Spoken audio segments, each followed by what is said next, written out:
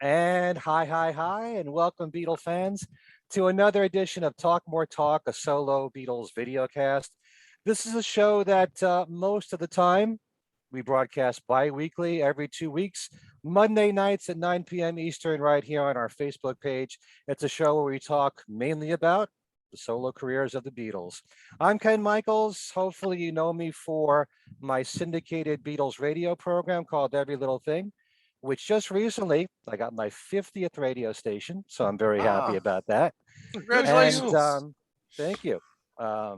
Yeah, onward and upward. Going to make it up to 100 soon, I think. All right. And you might also know my other Beatles podcast show, which is also bi-weekly, called Things We Said Today. And here on this show, I am joined by three people who are among my best friends. Mhm. Certainly in the video world, not the internet here. And I'm proud to introduce them to Hello, you, mine. first of all. That's right. I thought it was Teddy Oberman. I thought he was your best friend there, John. Yeah. Teddy Anyway, Oberman. first of all, we have the queen of everything, queen of Beatles social media, and Ringo said Elizabeth reigns. Kid O'Toole reigns. She is the best at everything, and she is the author of Songs You Were Singing, Guided Tours to the Beatles' lesser-known works, and also Michael Jackson FAQ, all that's needed to know about the King of Pop.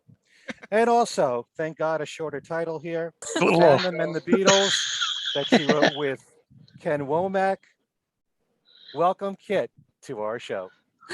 Thank you so much, Ken. Hi, everybody. And Ken, I think you have to follow me around now and just introduce me all the time, because I mean, I don't think anybody could No, follow he's got to me. walk in front of you and lay rose petals on the ground as you're walking. That's right. You don't seem to need them. You've always got the best backdrops here. Right. Yeah, how that's well. I had appropriate. to do roses tonight. Yeah. Yeah. He needs to walk with you. Yes, indeed. Pun warning. Pun Right. warning for Yeah. tonight. Yeah. We should do a show. We should do tonight's show. Follow that with Red Rose Speedway. Yeah, Rose there you show. go. Okay. There you go. But good to have you here with us, Kit. And hello. Also, we have Tom Munati. You know him for being one half of the team of Two Legs, the solo Paul McCartney podcast, along with Andy Nichols. He's been doing that now for 5 years, believe it or not, always Wow. cranking out new shows. Mhm. And welcome to the show, Tom. Thank you, Ken, Kit, Joe. Great to see you guys as always, and it's going to be another fun one.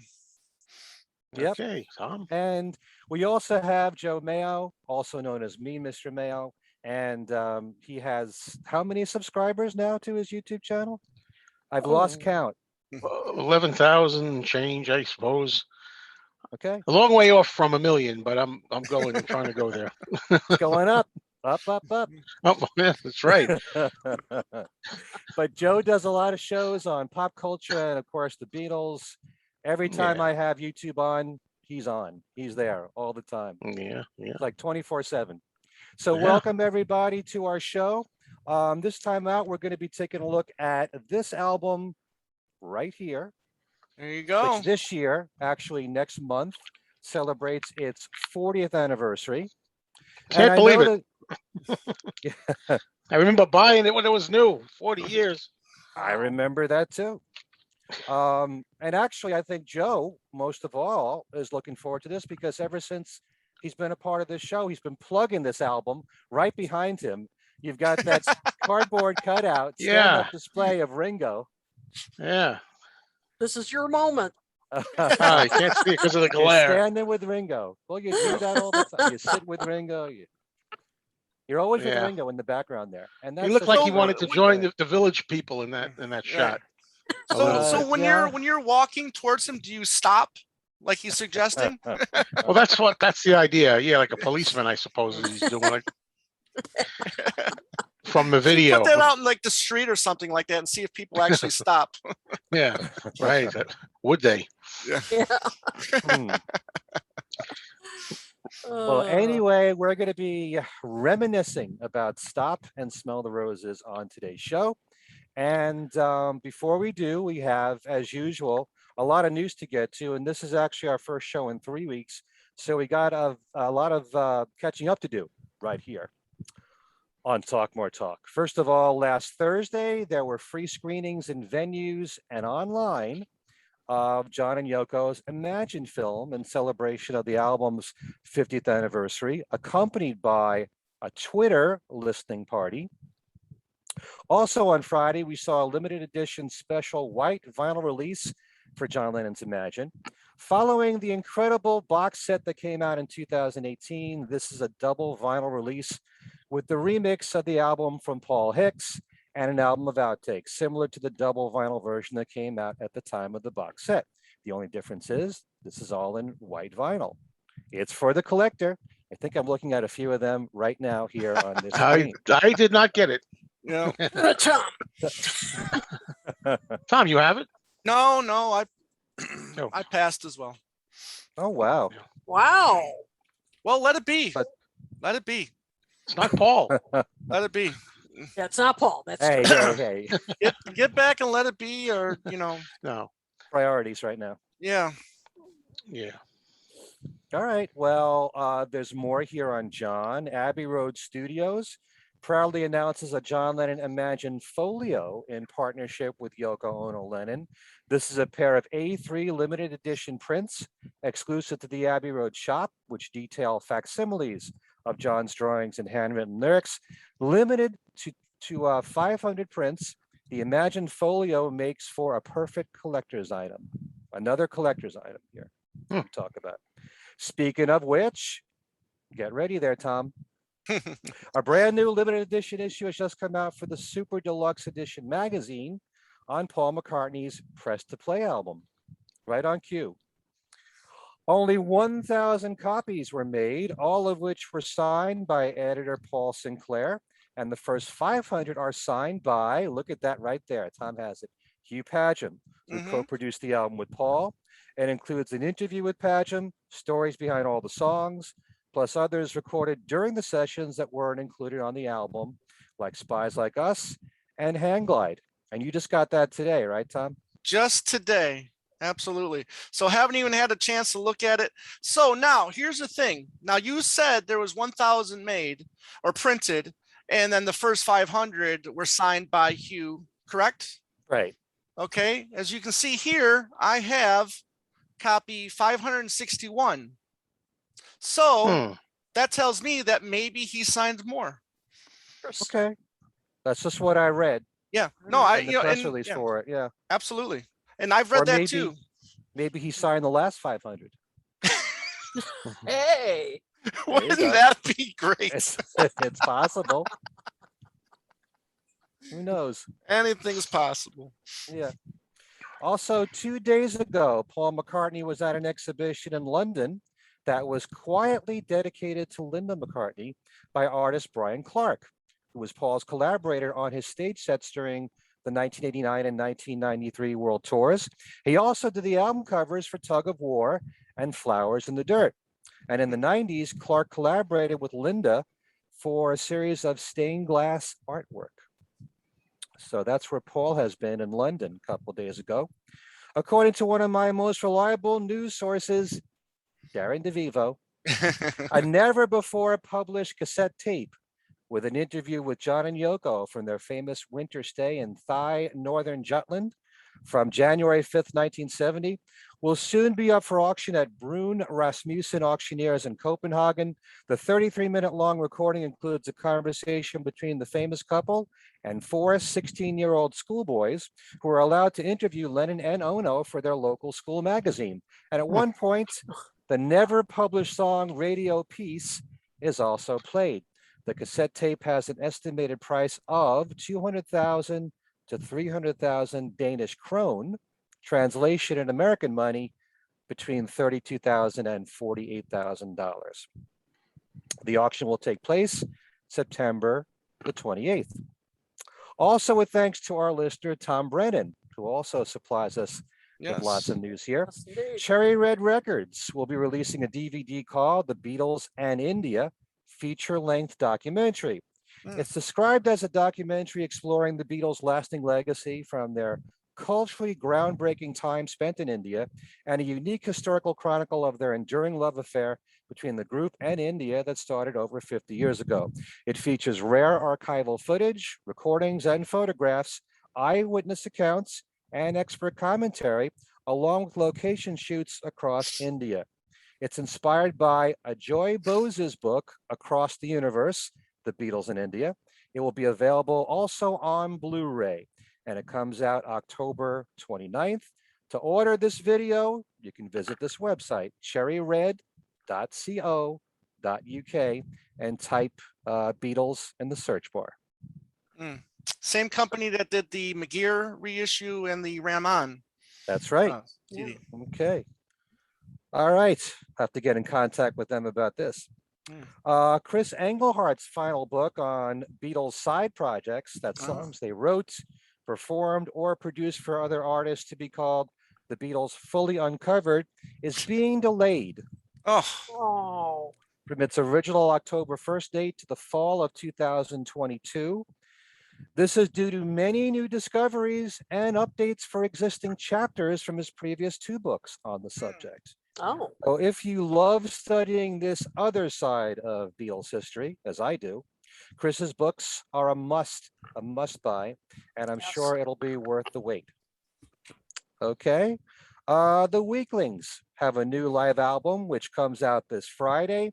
As you all know, the Weaklings are a power pop band, and they put out a lot of original music that sounds like early Beatles music, and they've covered rare Beatles songs on their albums. This live album will be called In Their Own Right, The Weaklings Live.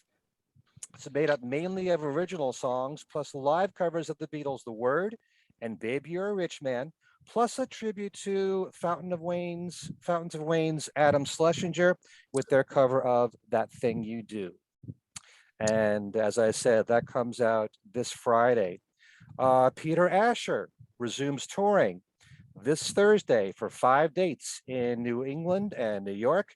To see the list of dates, check out the upcoming concerts and events page of my website at kenmichaelsradio.com. Also, sorry to report that the George Harrison Festival, formerly known as Harry Fest, that I reported on taking place on October 9th in Westport, Massachusetts, has been canceled due to COVID, and they're hoping to reschedule it for early next year. Unfortunately, we have the passings of 3 drummers to talk about here on the show. Of course, Charlie Watts. You know, like I said, we haven't done a show in 3 weeks. This is kind of old news for some of us, but you have to mention it because of his importance. All these many decades being the heartbeat of the Rolling Stones. Tremendous contribution to music through all those classic recordings, and certainly Paul and Ringo made tributes online. Any of you want to comment about Charlie? You know, when I think of the passing of Charlie, it sucks. It really does, because you see, people paying a lot of money to see, these acts now, and you don't know, you really don't know when your time is coming. You really don't know. And even though the doctors told him he wasn't going to do this tour anyways coming up, so Right. they were going to go out without him. But it just sucks that, that he's gone now, and his time with the Stones is done. I mean, when I think of Stones, I think of songs like Honky Tonk Woman with Charlie. Some of the standout stuff with him, Painted Black, obviously, Can't You Hear Me Knocking, Jumpin' Jack Flash. I just when I think of Charlie Watts, those are the songs I kind of, come to mind as highlights, specifically with the hits. I mean, obviously there's hundreds and hundreds of more great Stone songs that he does a phenomenal job on, but man, just what a career, and it's just a shame that it's over. Yeah, we could do a whole show on songs we love from the Stones. And Yeah, the Stones are my Point second favorite British band, next to the Beatles, and rock steady drummer, and I mean, great drummer. And but my attitude is, it's always sad when somebody leaves us, but provided you had, you get to grow older, 80 or so. It's a good life. I mean, 90's better, Mhm. 100's even better. Right. But that's how I look at it, really. Yeah, it's just weird because when there's somebody you've known for obviously a long time as a fan or whatever, and it's part of your youth, Yeah. what you've always known now changing. Obviously, we all know that people they're disappearing, and I shudder to think about the next 5 years. Definitely 10 years, but I know. 5 years maybe. Yeah, and he was there from the start, Charlie. So Hmm. Yeah, Yeah. I mean it's a huge piece of music history gone. I mean it really is, and also I always found him a really intriguing figure too, because how he had one foot in rock and roll and the other Right. foot in jazz. Jazz. Yeah. He was really, he never lost his love for jazz. I mean, he was always, he had his, he would, record jazz on the side, and always looked so dapper, in many ways. At times he didn't look like he even belonged to the band. Just had had his own look. But that jazz background definitely benefited him.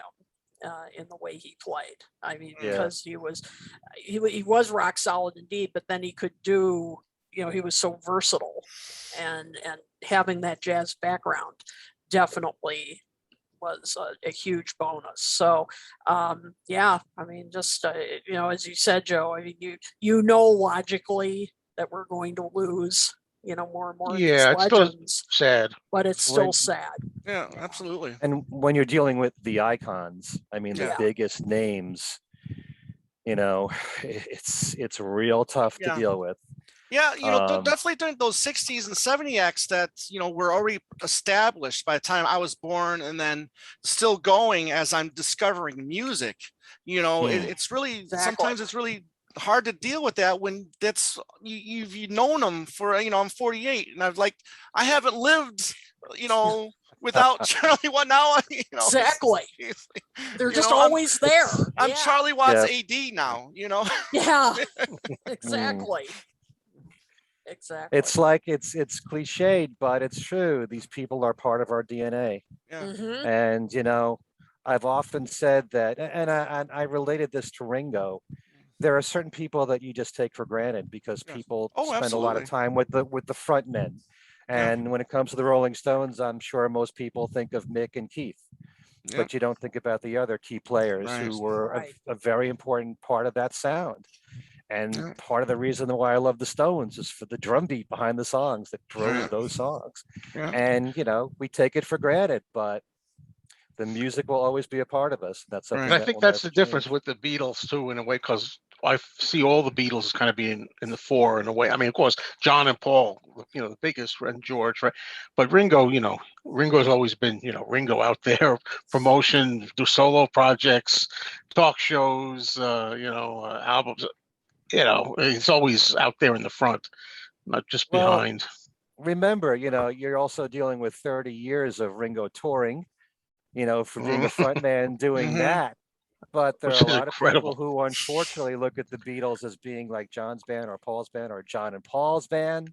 Right. And like George said, that he and Ringo were the economy class Beatles, you know? And, Wow.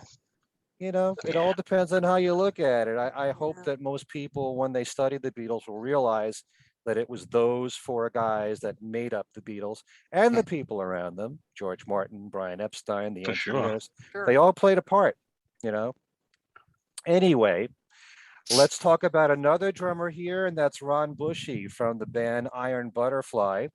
Bushey's primal drumming would go on to influence many of his peers, and there was an article from last year in Rolling Stone, which included an interview with Bushey, where he said that Ringo and Paul came to see the band Iron Butterfly at Royal Albert Hall.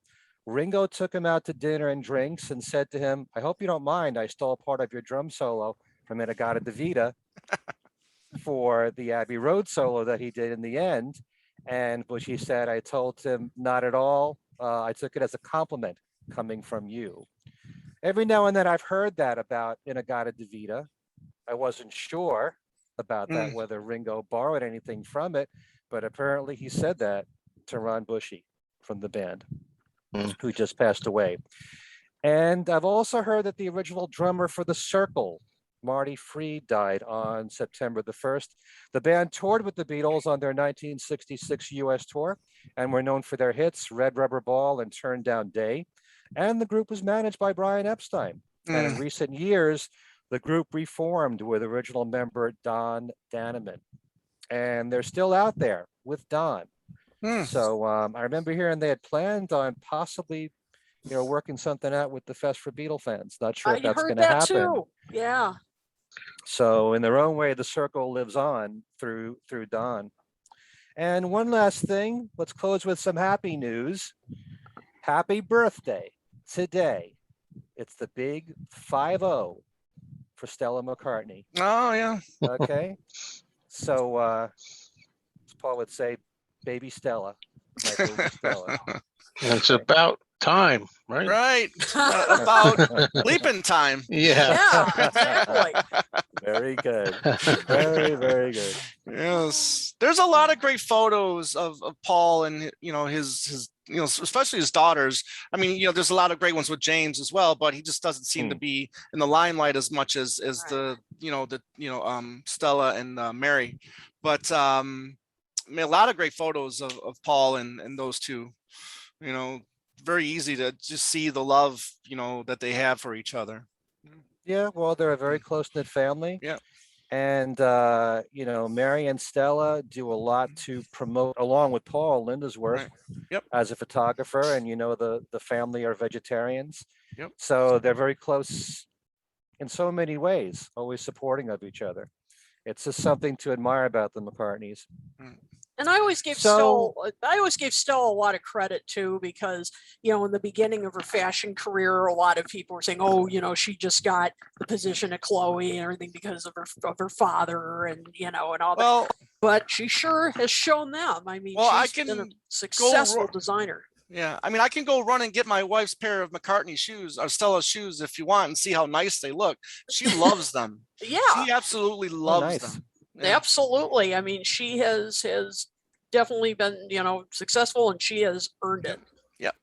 Yeah, no she's question. One of the biggest names now in the fashion industry. So good for her.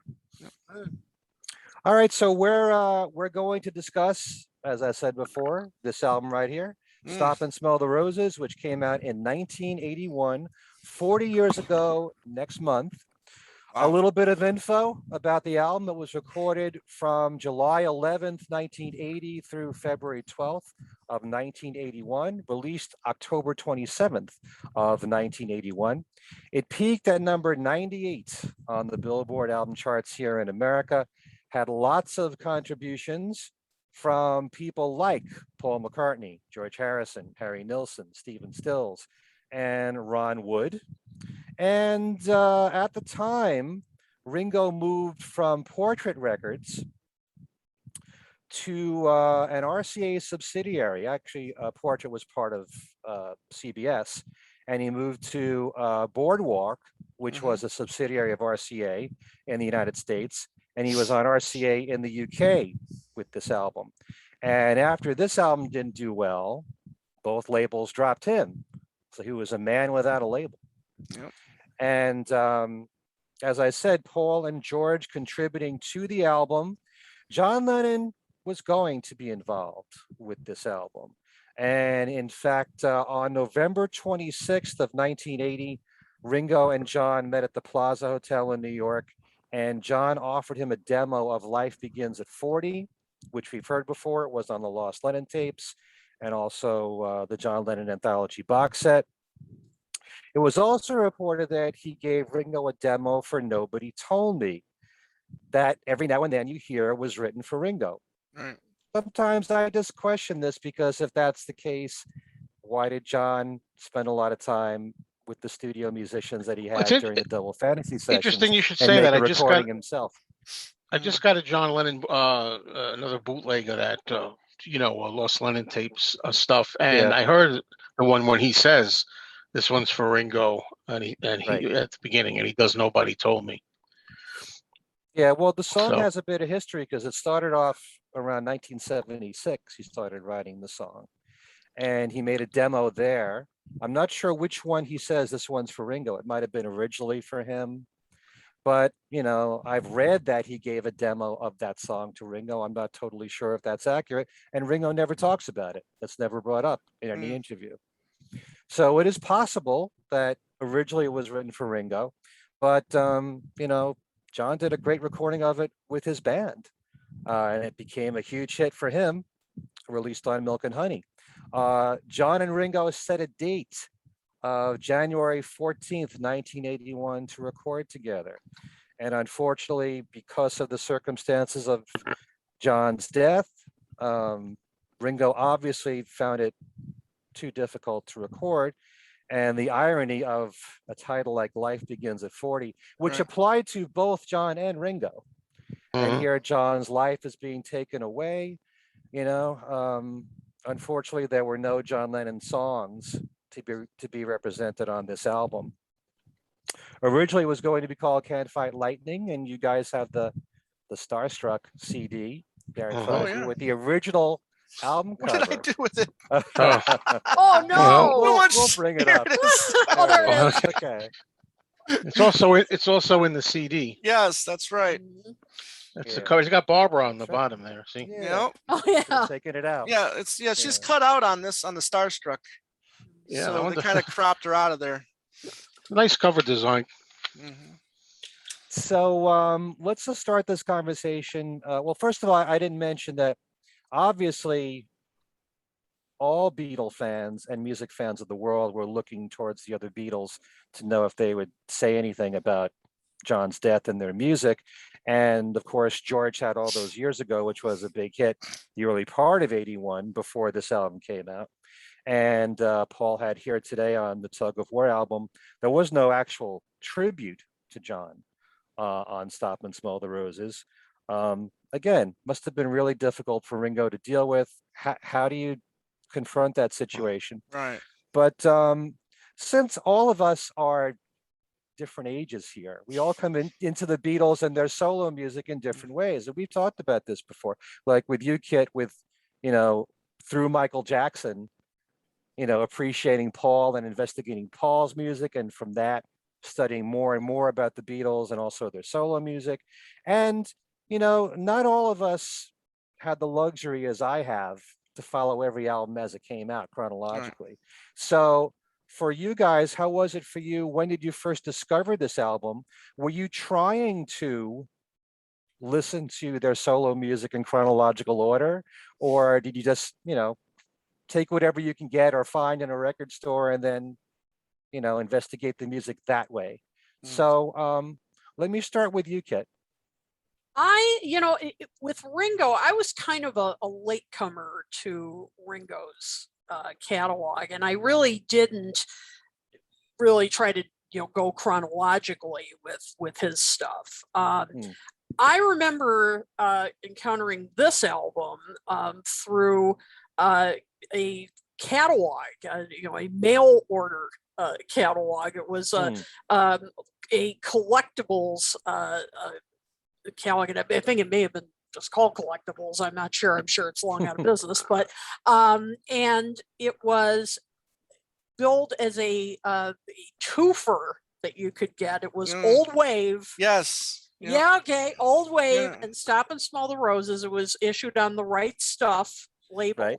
And that's these were billed as super rare. And I, of course, this was billed as super rare stuff. Super rare. Yeah. I mean, to the point where you're paying double digits for the CDs on like eBay or Discogs, whereas if you wanted to get a used copy on the vinyl, you can get it for 10 cents. Yeah. Yep. But I'm trying to remember if this was like, I'm guessing like early 90s, maybe. I 94. mean, this, okay. So, yep, it was around there. And definitely pre-internet. And so I was really excited, because I was, really starting to collect. I was getting into bootlegs at this point. I was, so I thought I had gotten something really rare.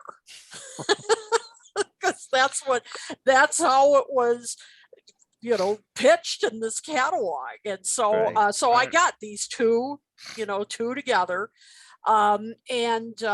Yeah, I mean, that's how I came across this, because I thought it was like this super rare collector's edition. And, and yeah, when I listened to it, I was kind of surprised because, I was, as I said, just getting into Ringo's catalog at this point, and it wasn't quite what I expected. I mean, I was starting to get into Time Takes Time at that point, because it was, starting to, I think, Weight of the World was fairly recent, fairly at that point, and I knew of his big hits by this point. I mean, but this, so my first reaction was kind of, not what I expected. And I don't know any of these songs. So it was kind of a little bit of confusion when I first heard these, and I didn't know the backstory or anything. Right. So I went into these blind, absolutely blind. Sometimes it's better to go into music without a backstory. Yeah. So, Absolutely. you don't have to think about the history of what led to it, and you're only concentrating on the music and blocking out everything else, which I think is a good way to go into listening to music that you're not familiar with. So, yeah. How about you, Tom?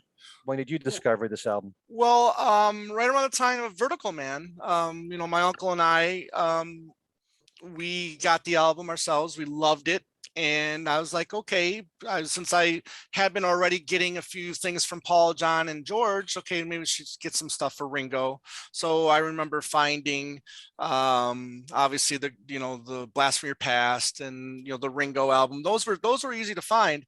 Now I was very fortunate to find the CD around that time of the 97, 98, right around that time. However, me being the impatient person that I am, I did not like this album the first time I heard it, or the first couple times I listened to it, because at the time also my uncle and I, we were doing that, what if the Beatles never broke up CDs? We were making our own things.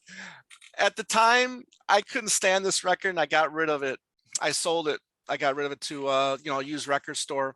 And let me tell you, I mean, after I kicked myself in the butt after that, because of how rare they and how hard they were to find after that. And luckily, I was able to find this at one of my used record stores that I have out here, and I was able to get it again.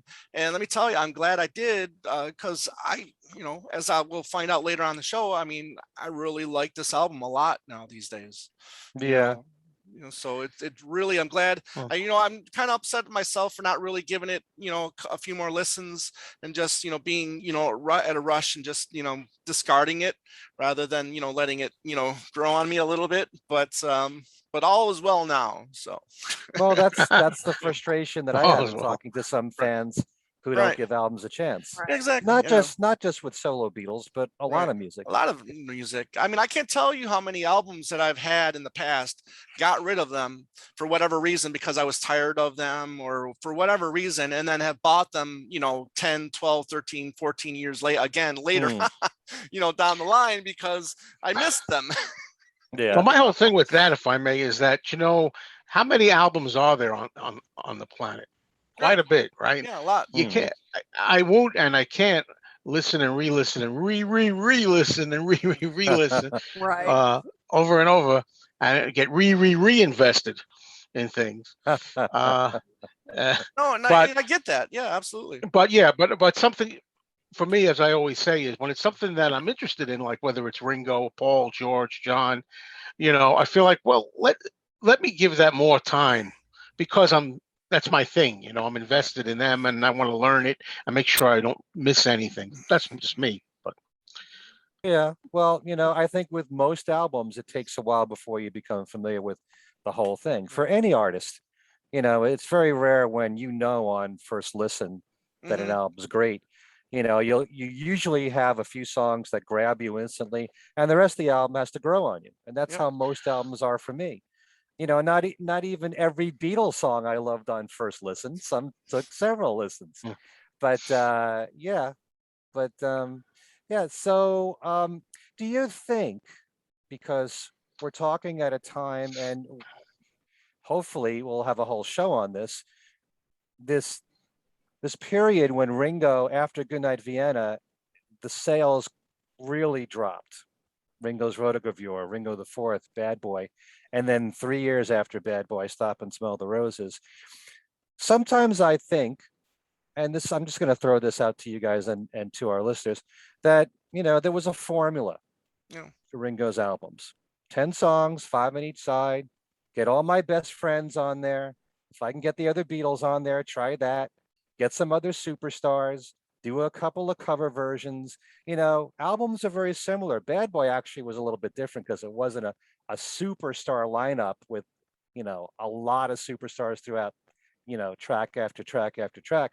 But Stop and Smell the Roses continued with the same formula as, the Ringo album or Ringo's Rotogravure, which Yeah. actually had participation from the other three Beatles. Do you think that the public just, grew tired of the formula of Ringo albums? And also, I'm going to throw something else out here. Sometimes when you do novelty records, like the No No song was a novelty record, but it was a huge hit, very successful for Ringo. And here's Ringo doing something like Drumming Is My Madness, which is done really well. And the title track, Stop and Take the Time to Smell the Roses, very humorous recordings. Maybe the public doesn't take that kind of music that seriously. All right. And that could also affect how you think about the artist. When it comes to No. formula or even novelty records, how do you feel about that? Why don't we start with you, Joe?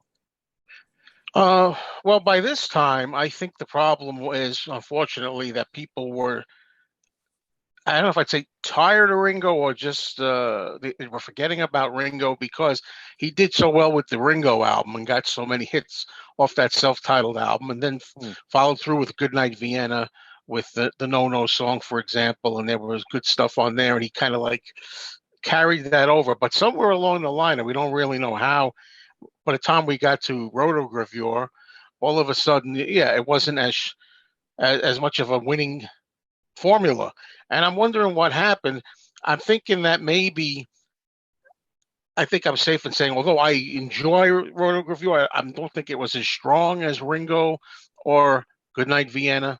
And then certainly after that, Ringo the Fourth was even less so.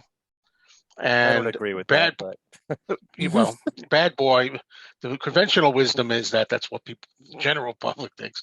And then the general public was getting down on Ringo, I think, kind of like a couple of, I don't know, weaker albums. And then, of course, Bad Boy, which when we talked about that, I liked the Bad Boy album myself, but I could understand why the general public was going like that, So again, what I like, what you like, and all of us here, that's one thing.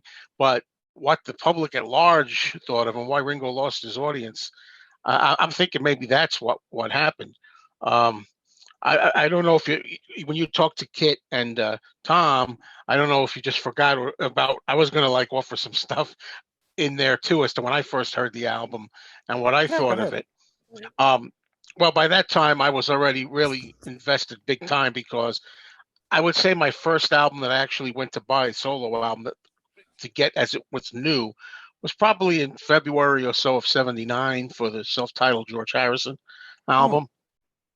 I think that was one of the first, but also I had bought Bad Boy, so that's technically the first one when it was new. But I went out looking forward after hearing Blow Away on the radio from George. I want to get this new album. And after that, I was just, when it's a new album, I get it on the day of release. So by '81, it was just, it's a new Ringo album. It's whether it's Somewhere in England by George, whether it's Ringo, it's the new album to get. And I liked it immediately from the beginning myself. I thought it was a winner. I loved the single Rack My Brain, which, we'll get into that. It had a great video, I thought, to it. Me being a fan of monster movies and things, do the theme of the haunted house with the monsters. I just thought it was Right. so a good song, Mm. written by George, George Harrison's offering, really. And I thought, oh, this one I think it's gonna do pretty good for Ringo. But apparently, as I said in the beginning, I think that maybe the general public was just kind of like forgetting about Ringo or disregarding him, and what was it going to take for him to come back to the point where, yeah, the general public's gonna want to be interested, which I thought was going to be Time Takes Time, Mhm. Yeah. which did take a lot of time. It took a lot of Yes. years, 1992. Yeah. and that didn't do it. And that was a great album. That's arguably one of his very best. Right. We always talk about it. I think it's the second best album. It could even be the best, depending on a good day. But the Hmm. Ringo self-titled is pretty hard to beat. But yeah, so there's the answer to that question. My opinion to that question, why it could have happened. I don't think Rotogravure was as strong as the other two. I like it now quite a bit. It's kind of come back for me as an album. I'm almost discovering it really for the first time Hmm. with new ears. Kind of, I like that album now. But I just think the general public was kind of like getting down on Ringo. I think Yeah. never recovered. Never recovered. Yeah. Well, before I ask Tom and Kit about what I just said, when I first listened to this album, I was working at a record store, one of the biggest ones on Long Island, Record World. And so whenever a new release came out, I was aware of it. But I'm sure at the time I subscribed to Beatle Fan. I knew that the album was going to come out. So the day of its release, I'm sure I probably picked it up. So, and I know that with a lot of Ringo albums, I think he puts a lot of effort into side one. Hmm. And side one tends Mm. to be stronger than side two. Sometimes side two Right. has this feeling of let's wrap it up. But I really loved side one of Stop and Smell the Roses a lot, and I've come to really enjoy the second side a lot through the years. But I also want to throw out, and so I'm going to have a lot of things to ask you all at once because all this is all popping in my head right now. But music changed a lot, especially the second half of the '70s, and you had disco coming in and punk rock and new wave, and Ringo's music didn't change all that much, and there Right. were a few dance tracks on Ringo the Fourth. But as I've said here on this show, and this is my honest opinion, whereas I don't think Ringo's Rotogravure, Ringo the Fourth, Bad Boy, Stop and Smell the Roses, any of those albums are as good as the Ringo album. I don't see how they're necessarily that much weaker than, say, Goodnight Vienna. I think they're all kind of close in quality. But I just think in some ways it could be also that music changed so much that Ringo's music didn't change enough. Right. Yeah. But let's touch upon these subjects with you, Tom, and you, Kit, what I said before about Yeah. formula, novelty, the idea of that, and music changing. Tom, Yeah. you want to? Yeah. Thanks, Ken. A little bit. I have thought about this quite often, and in terms of sales, especially in the second half of the '70s, and you touched upon this with all the the new genres of music being as popular as they were. I think for the whole Beatles world, I mean, except for Paul, I mean, I think people were kind of getting Beatled. The casual fan were probably getting Beatled out a little way, and I think, except for Paul, I mean, I think that was evident with the charts. I mean, George wasn't lighting the world on fire in the second half of the '70s, even though we love those albums, all four of us. But At chart least wise, those two albums at least went top 20. correct. But they weren't number one hits like those first two records were. Hmm. And then the same thing with Ringo. I just don't think there was a lot of memorable songs on there on those second half of the '70s for him to sustain relevance. And then plus the formula, maybe obviously you want to go out on your own, you want to see if you can do this on your own and make hit and write hits. And, he had the Poncia as his co-writer for a while, but they just wasn't working. And I think by 81, I mean, he's, with the Can't Fight Lighting, I think he was trying to get back to that formula of, coming back and having, John, Paul and George on them, even though he had great musicians on those past records, it just wasn't, for me, a lot of those arrangements. That's not what would sell it. Yeah. Correct.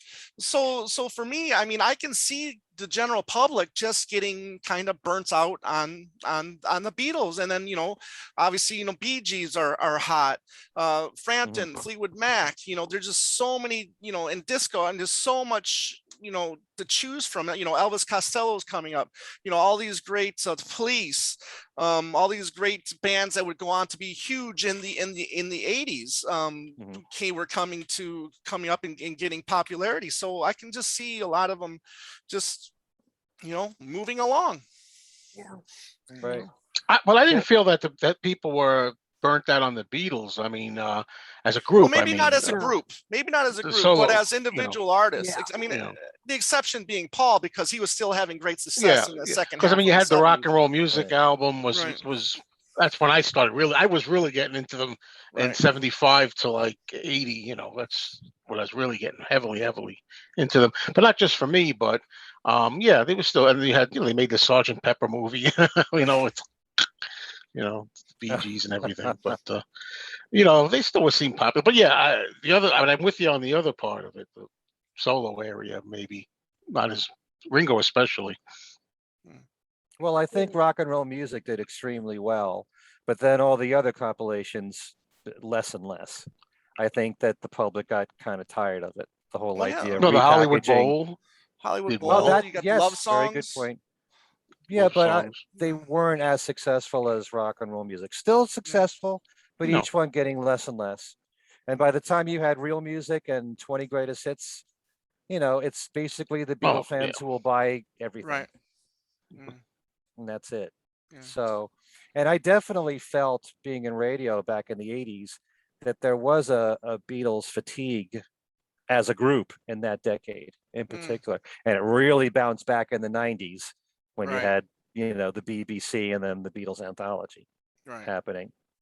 But Kit, do you want to respond on all these points? Yeah. Well, first of all, our friend Tony DeMeo points out that, that Paul did try, to keep up with the times, and like, of course, with Back to the Egg, when he dipped into punk and new wave, and did that even more with McCartney 2 with new wave and on. And as we've been sort of talking about, Ringo didn't really, he did Ringo the Fourth with disco. I mean, he did touch, get into that a bit, but a bit. It's close enough. His version. But I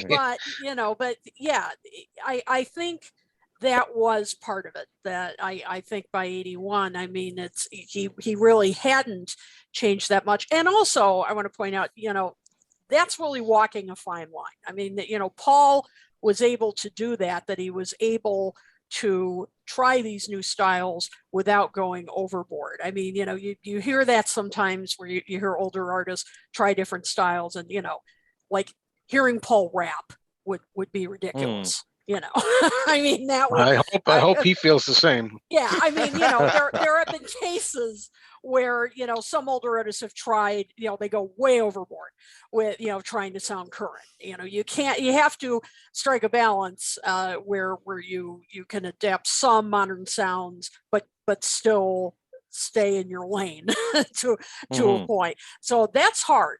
That is really hard to do. And I think, Ringo couldn't really find that balance. And so that hurt him. Also, of course, by 81, he was having a lot of personal issues, with his drinking and so forth. And I think as time went on and he was getting more and more, into alcoholism and so forth, I think his work suffered from that as well. And so I think, and you could hear it sometimes, I think, in the music, in his voice and so forth. So that hurt him as well. And that's why, when he came out with Time Takes Time, he sounded so great. I mean, he was like, he had a new energy to him. And you, as you were saying, Ken, sometimes in some of the albums that came out the latter half of the 70s and into the early 80s, it was like he kind of lost energy halfway through, the album, and you could kind of hear it. So I think there were issues like that, and I think that people. And also, as you said, Tom, by 81, you had new wave coming in. You had, of course, MTV was brand new. I mean, people were moving on to new styles, and Ringo was sort of being left behind, and it was kind of either you adapt or you're left behind. And he did do videos. I'm not saying Ringo didn't do any videos, but it's still true. It did. So it's hard for Ringo to fit in with different kind of style. Exactly. But although I think Rack My Brain came pretty close for the MTV. That came the closest. That came the closest. I agree. But I think, that it was a combination of factors. I think that led him to kind of, his decline in popularity. I think it wasn't just a Beatles backlash. I don't think it was that. I think it was more just creative, personal, a number of factors. Yeah, and kind of like, as much as I love George's stuff, and I've said many times, albums like 33 1/3 and the George Harrison album back to back are two of the best fantastic 2 in a row albums. And George's music did change a bit. I think it got more soulful, a bit more jazz oriented, but I don't think it changed. George was not one to just jump on bandwagons. Right. And now people admire him for sticking to his guns and being more true to his roots. It's a funny thing. But see, Cloud 9 is a great example of him. It sounded modern. I mean, it sounded very, very of the time, but it wasn't to the point where he sounded like he was trying too hard. It still sounded like George Harrison. That's a perfect example. Good point. Good blend. Exactly. Yeah. So let's talk about the songs on this album and what you think about them. And why don't we talk first about the songs that Paul contributed? There's Private Property, Attention. He wrote both those songs. And then there's a cover of a song that the Beatles used to do, Carl Perkins' song, Sure to Fall.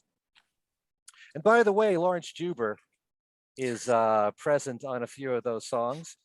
Unfortunately, Juber? Who's that? Who's this Juber guy? No, it's Tuber. When the album first came out, it was misspelled, his last name. That's really, oh, poor guy. I don't know if people will be able to see it. Yeah, you got to show it if they can see it. That's the T there, folks. Tuber. Yeah. Well, Tuber. Yeah. Trust us. Yeah, trust us. It's there. It's Tuber. However, they did fix it on the 94 reissue CD. So you mean that super rare collectible? The super rare one that I foolishly got. Which has bonus tracks on it. That's right. Yes, it does. It does. Yes. Which we have to talk about. If you've never heard the album before, get the CD. Yes. You've got, is it 6 bonus tracks? Something like that. It's like 5. Well, it's 5 songs plus Ringo does some promos. He reads promos for to ban handguns for the coalition to ban handguns. But you've got Private Property, Attention, and Sure to Fall. And always had a big kick in doing my Beatles show, Every Little Thing, and I would often call those songs Ringo Starr and Wings. Yeah. So what do you think of Paul's work with Ringo on this album? We'll start this time. Let's start with Joe.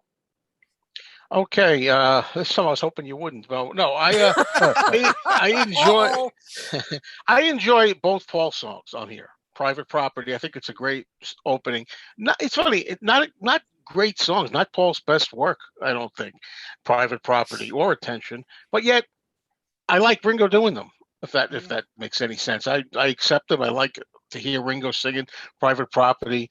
I don't think the words are kind of corny, but the way Ringo delivers it, I have a lot of fun with. It's known when we're in a crowd that there's going to be no trespassing allowed because she's my private property Yeah. and stuff like that. It just, how can I disagree, right? She insisted it's all for me, and I'm trying to think of good words like that in there because I know it. Uh, but no, I love the way Ringo sings it, though. You'll be breaking the law. Yeah. I can't do it down. Attention. That's a kind of like, would you call that? A little dancey, kind of like shuffle, tap dancey Fred Astaire thing. Give me your attention for a while. Yeah, I don't think it's among Paul's best stuff, but I think it works for Ringo. Nevertheless, maybe a couple of throwaways. I don't know, Ringo. I have a couple of throwaways. I don't know. But and Sure to Fall, I like Ringo's rendition of Sure to Fall. We mentioned that also, right, because of the Beatles connection when they did it with the Carl Perkins and so forth. I think that's a lot of fun, Sure to Fall, and I say I enjoy Private Property and Attention. Just don't think it's Paul's finest hours. Well, I wouldn't call them throwaways, Joe, but that's No, just my opinion. I don't think I No. wouldn't. I'd be very disappointed if you did. No, as a matter I of would fact, be very shocked too. Private Property, I think, is a great kickoff song for the album with the horns coming in the way that it is. Yeah. And sometimes I think when you're writing songs that work for the artist, that says a lot right there. And one of the great talents that the other Beatles had was to write songs that really fit for Ringo, that worked for Ringo. I think probably the only song that I'm not crazy about that any of the Beatles wrote for Ringo was "Cooking in the Kitchen of Love." Love. No, But I oh, agree. Yeah. I agree. that's probably Yeah, the I weakest of agree. all of them. But Yeah. what the other three wrote for him for the most part really worked for him. Kit, how about you?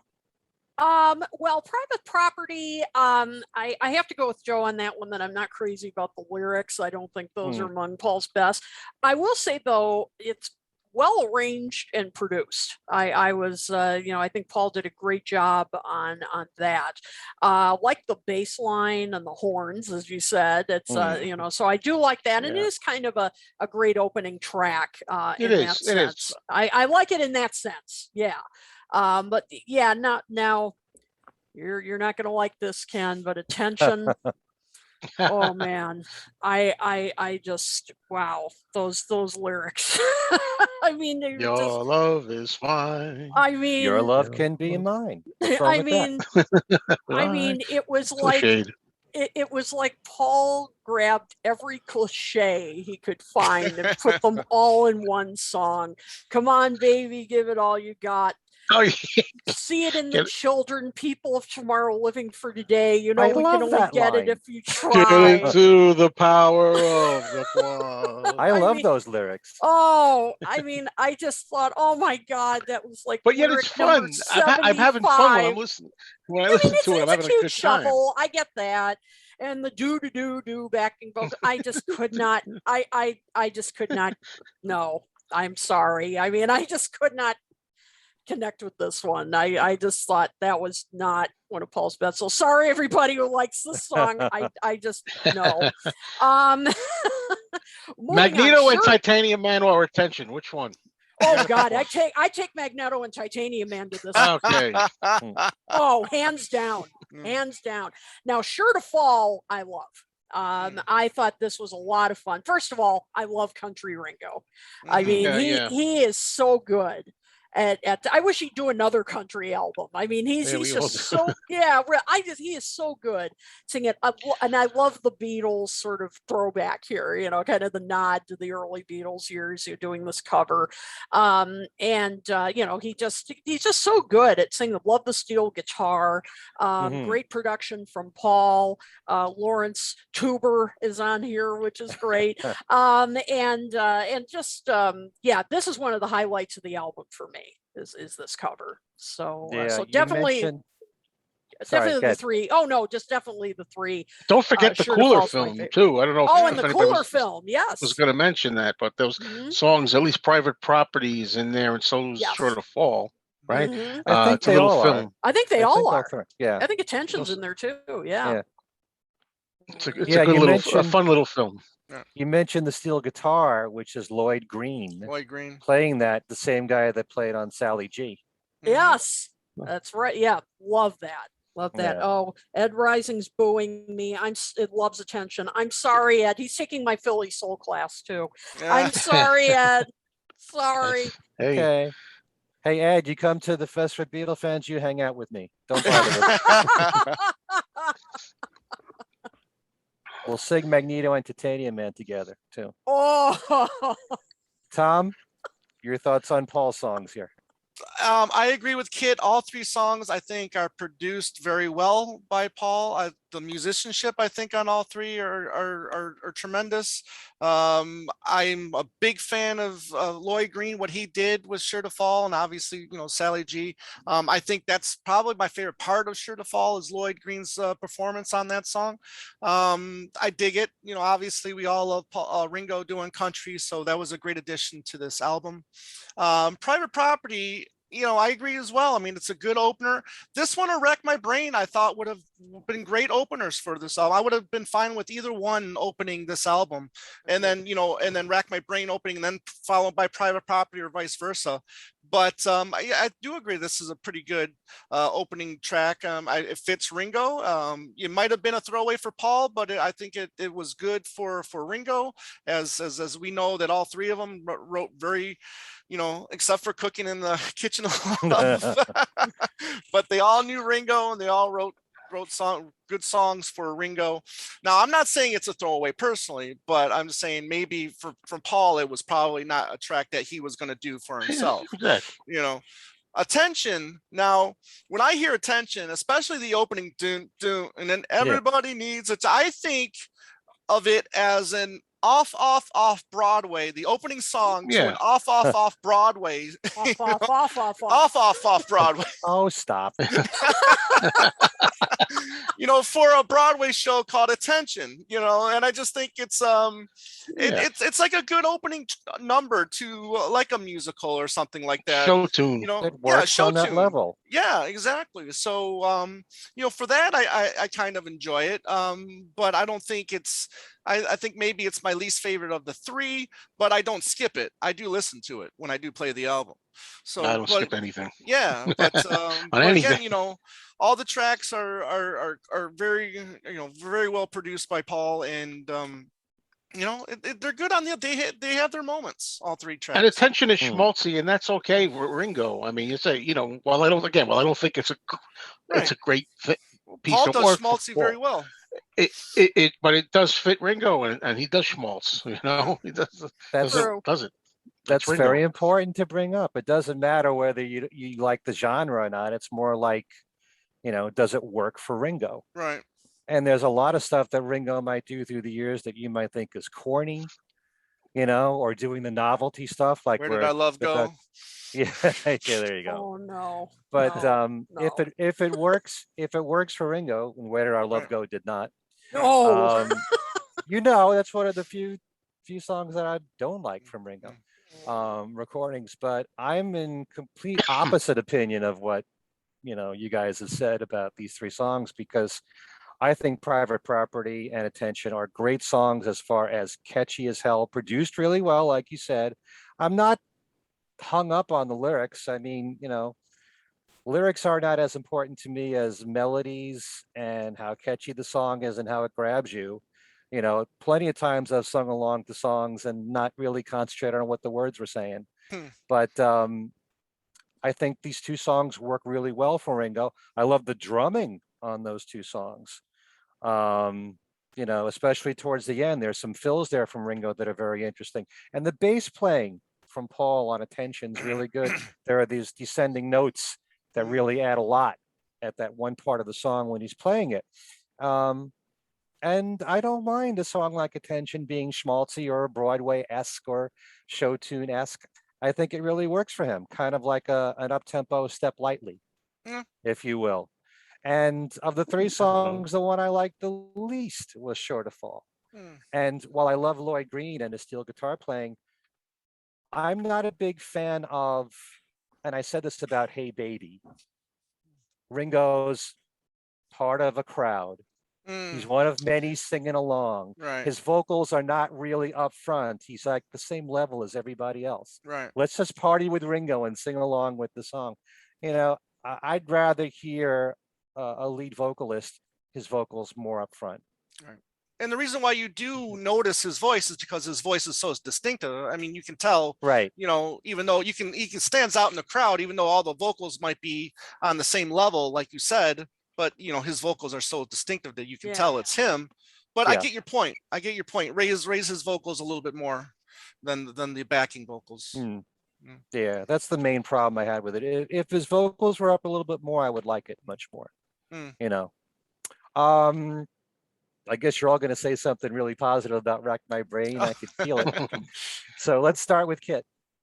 All right. And before I start, I'm just going to give a shout out to Jason Artler, who is tuning in right now from Sydney. Said he's in between Zoom meetings. So he wanted to check in and said he still has his first pressing of Stop and Smell the Roses. So thanks for tuning in all the way from Sydney. You know what? Here's something funny, though, Kit. I got that vinyl behind me of Stop and Smell the Roses. I got that on Amazon 2 years ago, and those were still original first pressings, sealed.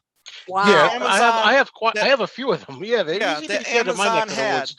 Yeah, wow. So they still might be available. They still might have a couple, but they had still a bunch of original pressings of Stop and Smell the Roses sealed. My goodness! Not a hard. I guess that's how poorly the album did. Oh my gosh! But he said he got it when he was 13 years old, and he's always loved it. So cool. So thank you, Jason, for joining us all the way from Sydney. My goodness. So Rack My Brain. Definitely best track on the album. I love this song. It should have been a bigger hit. I just think George, boy, did he know how to write for and produce for. Well, I guess he didn't produce this, but he wrote for Ringo. I just think he really knew how to write for him. Yeah, well, he did produce that song. He did produce this one. Yeah, okay, I think he did. Yep. Yeah, I couldn't remember if he wrote and produced. Produced and mixed. Produced and mixed too. Oh my goodness. Okay, he just knew how to write for him. He, just the lyrics are fun. Again, suits his voice perfectly. Always wrote in that way. And I just think this should have been as big a hit as, to me, it's like on a level with Photograph or any of his best, songs, best singles. And, it's just a shame that, maybe if it had come out earlier, in his career, it could have been a bigger hit. Maybe it just didn't come out at the right time. But it just, it's fun. I still play it, even as part of that great collection that came out some years ago, that the collection of his singles, Photograph, which I think Rack My Brain is on. I love it. And one of his best singles, hands down. Okay, I'd agree with you, Tom. Yeah, not much more I can add to that. It is a great track. George and Ringo, I think, know each other well, and I think, I really believe this, that if they were to continue some kind of partnership throughout Ringo's solo career, that they could have had that Ringo could have had some more quality hits. Not just good songs, but songs that could have done well on the charts. Their stuff was so strong there in the first half of the 70s, even up to, specifically up to 73, that I think they kind of lost out by not doing more together, especially in the second half of the 70s. I know it was I Still Love You. I'll Still Love You. I'll Still Love You. Even though Ringo kind of changed up what George, specifically, had in mind for that song, but I still think it works. I still like that version of what Ringo did with that song. Me too. Yeah. But obviously I agree. This it went to 38, I believe it was, Yep. on the chart. So his last top 40. Yeah. And I mean, if it was a bigger label, maybe they could have helped push the song a little bit more. I mean, obviously in the UK, Ringo wasn't doing anything. But here in the States, I would have bought this single. Absolutely. Yeah. Yeah. That's a good point. I never bring this up because we do have a listener from the UK who wants to remind us that Ringo was like a has-been. Right. But right after the Ringo album, even Mhm. Goodnight Vienna wasn't that big in the UK. Mhm. So, but if the rest of his albums from the second half of the 70s didn't do that well, period, what Right. makes you think that if George had done more work with Ringo that it would have? He wasn't getting the airplay at all. Well, I mean, Yeah. yeah, but I mean, if those songs, if they continued to make quality songs that were as good as like a Photograph, maybe he would have continued to get airplay with the song here or there. I mean, it didn't have to be every album, but at least maybe one here, and then another album, then the next album do something. But I just think it was a shame that they didn't do more when they were both at the height of their popularity. Agreed. Yep. Yep. Well, I think Photograph is probably the best Oh, by song far, yeah. of certainly of all the singles. As much as I love Rack My Brain, I wouldn't put it in the same category as Photograph. But some of the songs that were picked as singles, which I love dearly, like A Dose of Rock and Roll, Heart on My Sleeve is one of my favorite Ringo songs. I don't see why those songs would do much, wouldn't do as well as Only You. Right. It's But just were they for the getting? reasons that we're talking about here with music changing too. Ringo Right. I think fatigue. that had a lot to do. Yeah. Well, I Ringo mean, but fatigue. Yeah. was the record company getting behind those tracks? Well, wait a minute. I want to talk about the Boardwalk Record Company a minute, because Joan Jett's "I Love Rock and Roll" was number one on Boardwalk. Neil Bogart, Right. Boardwalk, and they certainly pushed that. I think they pushed that. I think they pushed "Rack My Brain" too. Well, if you want to talk about video-wise, it was everywhere. It was on MTV. It was on shows like Merv Griffin. Anytime there was Ringo would appear, they pushed it in that sense anyway. The video. So Right. I think they pushed the song. And I remember watching a show also on Merv Griffin, and I can't remember the name of the guy. He was the guy that was I he know who you're predicted talking hits. about. You know it, right? Yeah, Ken? Cal Rudman. I think Cal Rudman, and he took, "This is going to be them." I put them all on the table, the top of the pop. This is going to be number one, top of the top. I'm telling you. I tell you right here. I predict. I remember thinking, yeah, and it wasn't, but didn't predict it too well. But Yeah, but I don't know I if always you can. I don't know if you can really compare, "I Love Rock and Roll" to "Rack My Brain." I mean, obviously, "I Love Rock and Roll" was appealing to the audience that they wanted. It was appealing to more of a youthful crowd. I mean, I was obviously attracted to that song. I heard it, on Yeah. MTV and on the radio nonstop. Oh, it played nonstop. I don't so- remember hearing "Wreck My Brain" like that on Right. the radio. not at on the all. radio. I didn't hear No. it, but I mean, I saw the video a lot. I Mhm. thought. But Ken, I back mean, in you've the talked day. about as well. I mean, the audience that they're going for is more of a youthful audience, and I think Right. something like "I Love Rock and Roll" is definitely going to attract a more youthful audience. Well, I think they were Yeah, kind of and see- surprised. I remember Joan Jett, pretty Right. connoisseur also, and I think that pretty much I don't think they expected that to be that big. They, Mm. after they were But then trying, that's also the power she of a couldn't good get arrested. right. Joan But Jett that's also the before. power of a good video as well. I mean, Yeah. that was The song's good. yeah, the Yeah. song's good as well. Oh yeah. But the video sometimes helps. Mhm. I don't think the yeah. public, at least the youth, were looking for in the second half of the 70s and the early 80s, Right. Beatlesque songs, to be hits. I mean, every Yeah. now and then there's the exception later on, like, Right. Tears for Fears and all, something like that. But at that time, having a song that you got George and Ringo together, it's very Beatley. You got that George Harrison guitar sound, that Yep. stamp of George Harrison all over it. It wasn't what was selling as hits at the time. Right. Right. So, but I- Cal Rudman, by a the lot way, of- he yeah, he well- was the publisher. I just want to say he was the Yeah. publisher of Friday Morning Quarterback, which was a big industry trade publication, and they predicted hits at the time in radio. Yeah. Cal is, he's a giant in the industry, and he's still around too. He's in his 90s. But Right. he was Wow. on Merv Griffin with Ringo, like you said. He Yeah. was predicting it was going to be the biggest thing. Wow. But I Should've got to been. say though, I mean, I do love this song. I think it's maybe the best song on the album. I thought it was a great single for Ringo. Like we said already, I just concur with what Kit and Tom said. I like the way on the album, right after you get the abrupt ending of Private Property, comes right on Yeah. very quick. Yeah. Rack my brain. It flows really good as a second track on there, I think. But And yeah, it's just a good, fun, upbeat Ringo song that it should have done better. But I'm glad it was top 40 anyway. right. But how many? But also to add, how many of Ringo's peers were still having success in '81? These acts that were from the 60s and early 70s. How many of them were still actually, selling? Having #1 albums, or I don't. Stones. Well, the The Stones, okay, Stones, well, that's yeah. the exception to the rule. Yeah. Sure, but Dylan wasn't, knocking at people, dead with his music at that point in time. I mean, I don't think a lot of the acts Well, he that was were still going around religious from the then. 60s, Maybe not #1 albums, but you still had the Stones and the Who doing well. Oh yeah, the Who. Well, And Oh, also Paul Yeah.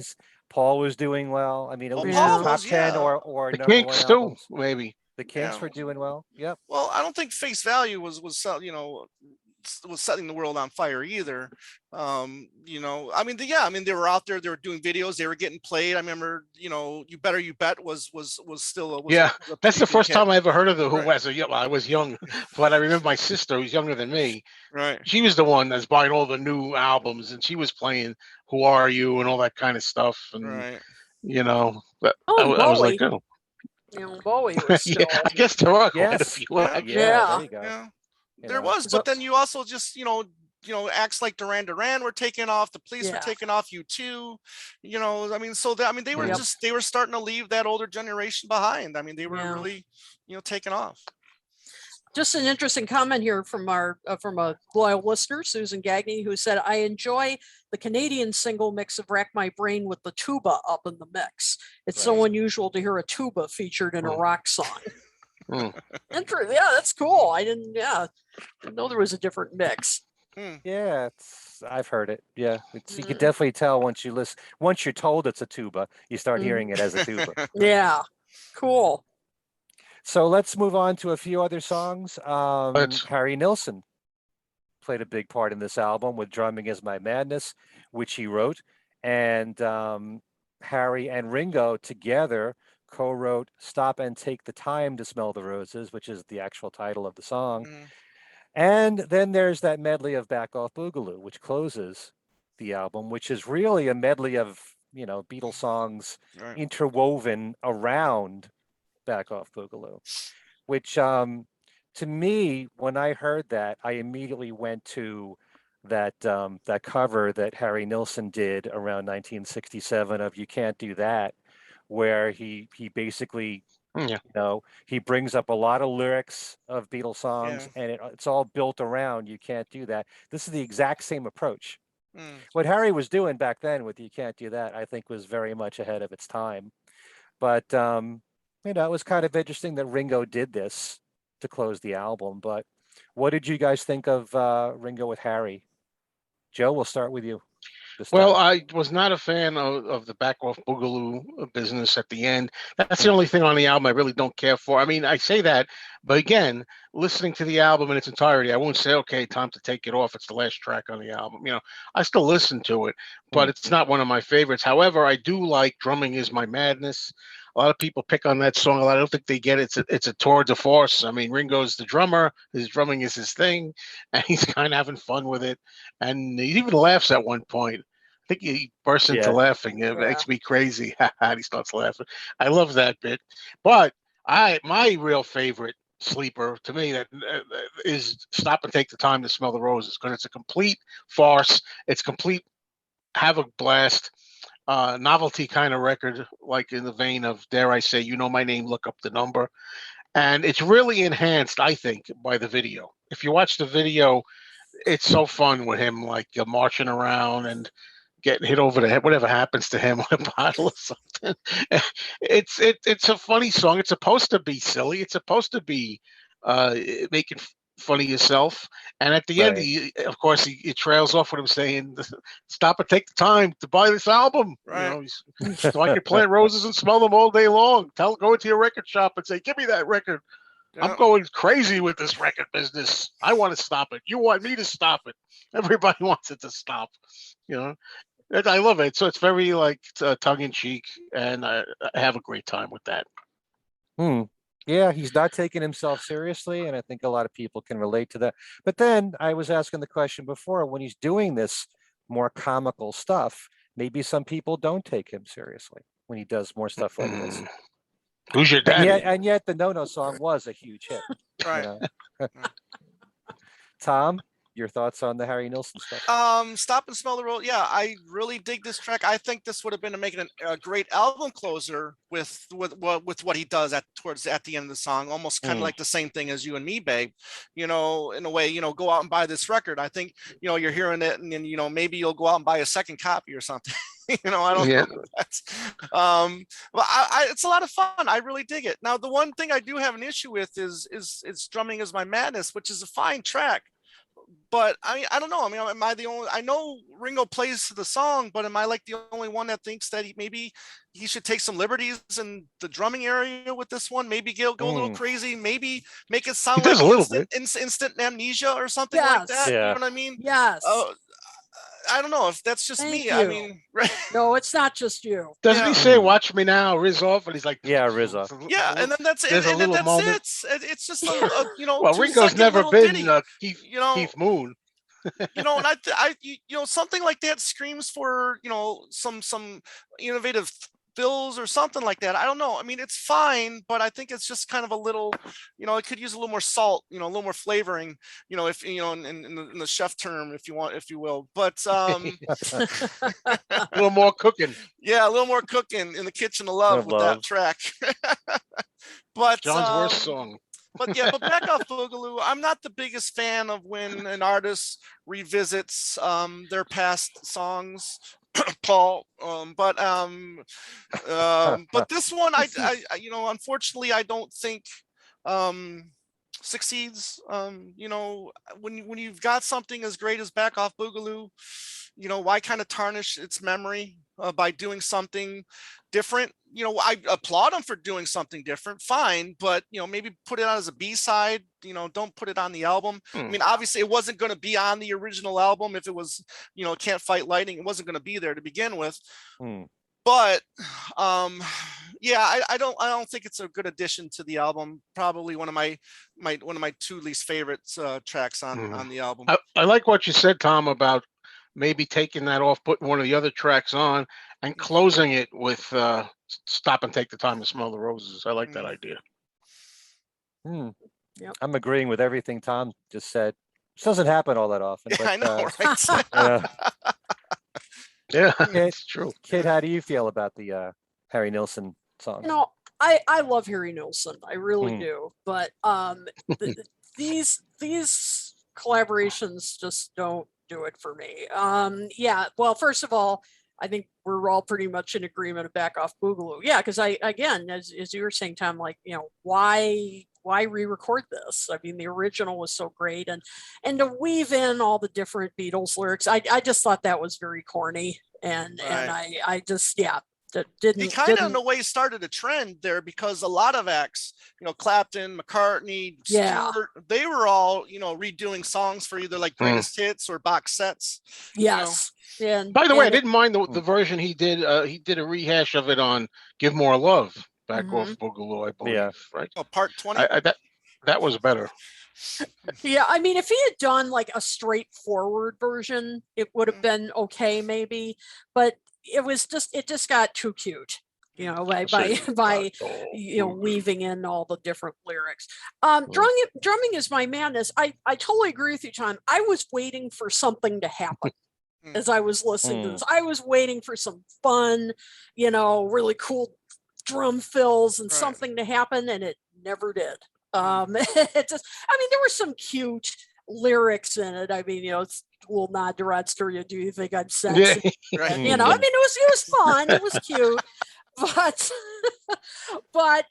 in a flute solo, I mean, you don't hear many flute solos anymore. I mean, I'll give them I that. like it though. But it sounds good on. I mean, that was sounds good they. in the song. I don't know who that was, but it shredded that flute. But other than Radio. and and the horns, but it just didn't really go anywhere. For me. And I'm going to be the jerk here and say, stop and take the time to smell the roses. Just, I did not care for that. I mean, I will say, Joe, watching the video did make a difference. I will say that. That's funny. I mean, like watching the video made it more enjoyable because just listening to it, I mean, he just sounded like he was drunk and just, yelling the lyrics. But then seeing him being silly in the video, then it kind of pulled it more together. I mean, I knew it was a joke, to begin with, but then seeing the video with it made it funnier. But just listening to it, I just thought, oh my God, stop.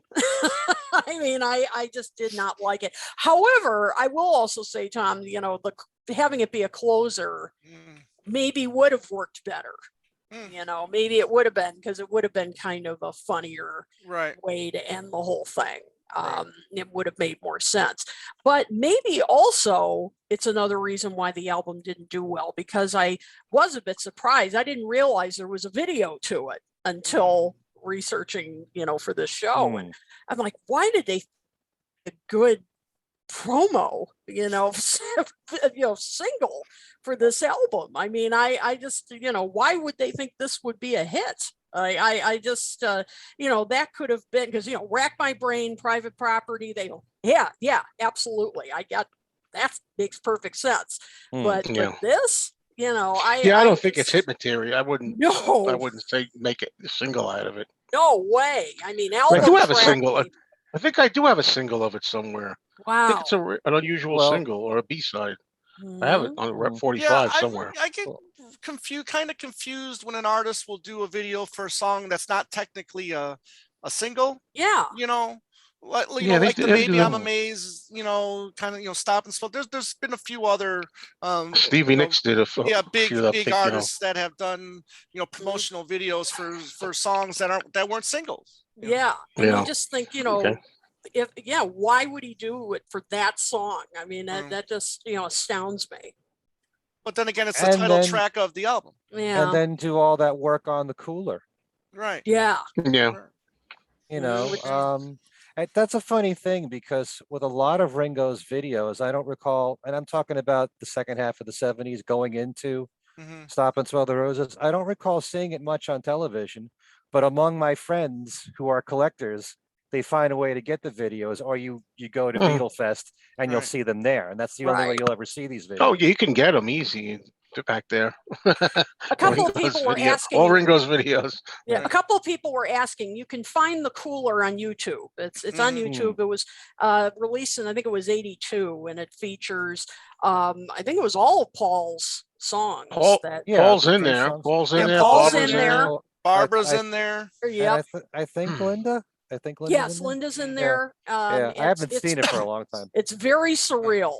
And then it was directed by Godley from 10cc. Oh, Godley and Cream. Yeah, that's right. Yeah, and it's short. It's not long, folks. No. And it actually was entered into, I forget if it was the Cannes Film Festival. Is it? I believe so. Yeah. So, check it out. It's very interesting. Well, the Harry Nilsson stuff from me, I do like Drumming Is My Madness, but just like you said, Tom, you're waiting for some great, some fills from Ringo, and it's not really happening. But the melody, I do like the arrangement. I like the flute solo. I love the brass. The dun dun dun dun dun dun dun dun. Right. It's very hairy. Yeah. Well, what do you expect? Yep. There's also a point, and I forget the lyrics here, but I find it funny when there's a line that Ringo's singing, and the next line you're just waiting for more lyrics, and he just goes to. So it's just one word for the whole. That whole my line first there. name. You can call me Thunder. You can call me Thunder. My first name is Lightning too. Right. But it's catchy, and I love catchy songs, and I think this works. And yeah, it's super corny. Stop and take the time to smell the roses, but I think Ringo does it well. And whether you think he sounds drunk or whatever, I think he sounds like he's ad-libbing, and I like some of his ad libs. I think it's really funny Oh throughout yeah, it's throughout the definitely song. You ad-libbing. know, Mm, wave to a man in a Rolls because he knows how to live. Yeah, I love that. Yeah, I love that. And you hear the horn beep too. Yeah. And the thing is, on this CD with the bonus tracks, there's also "Stop and Take the Time to Smell the Roses" original vocal Right. version. There's Right. some other vocal Right. ad libs in here. Mm. Oh, Lord. Yeah, you could tell if you listen to that version that some of what was released, that vocal is part of that, but Yes, some of it is a completely different vocal. yes. So yeah, and Back Off Boogaloo, I'm okay with it, but I'm not crazy about it. But yet, like I said, when Harry Nilsson did this first around 1967, it was brilliant. Mm. It's just Ringo very often has relied too much on using titles of Beatles songs or lyrics from Beatles songs.